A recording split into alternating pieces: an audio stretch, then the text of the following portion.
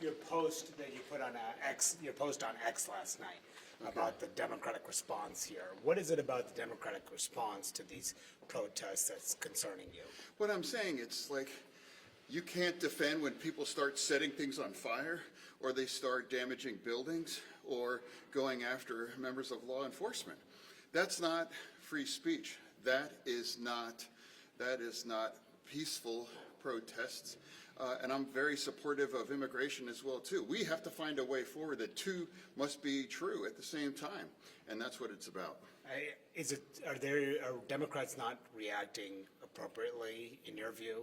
No, I'm not judging any of my colleagues in my party. I'm just saying, two things have to be true.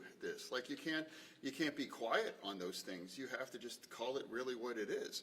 And it's like, look at the people that see these images and doing those things. Stop setting it on fire. Stop setting it on fire. Like that's not protesting. That's destructive. That's just unacceptable. But basically, you want more people in your party to be calling that out. No, what I'm saying, it's like we really should learn.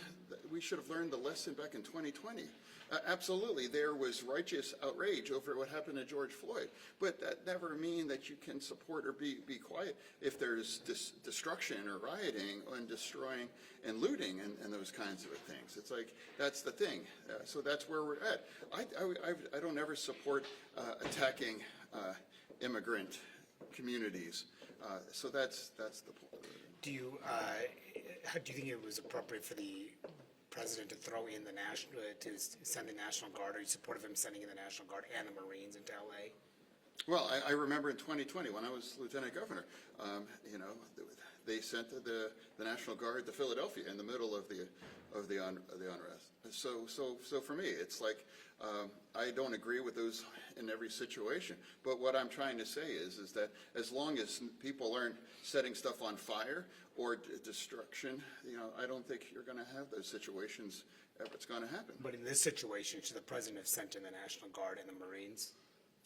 What I'm saying right now is that as long as everything is quiet and legal and you're not setting things on fire, it's unlikely that that's going to turn into anything. And now this is not part of a dictatorship, or it's not talking about all these, there's a lot of hyperbole coming on our side on this as well too. I think both sides are playing it into a lot of professional wrestling part of it as well too. One last question, I'll let you go. There's a report that you had dinner with Steve Bannon last night. What is that right? And what happened there? Well, was there proof?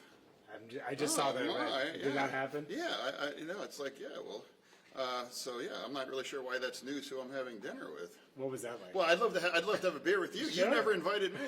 Sure. Can we do that? Sure. All right. Steve, anything you want to tell us about? Yeah, well, Steve so Bannon? it's like I'd love to have a beer with you. You're a fun guy. So like I got to get here. So. Okay. All right. Okay. Thanks all right. for your time.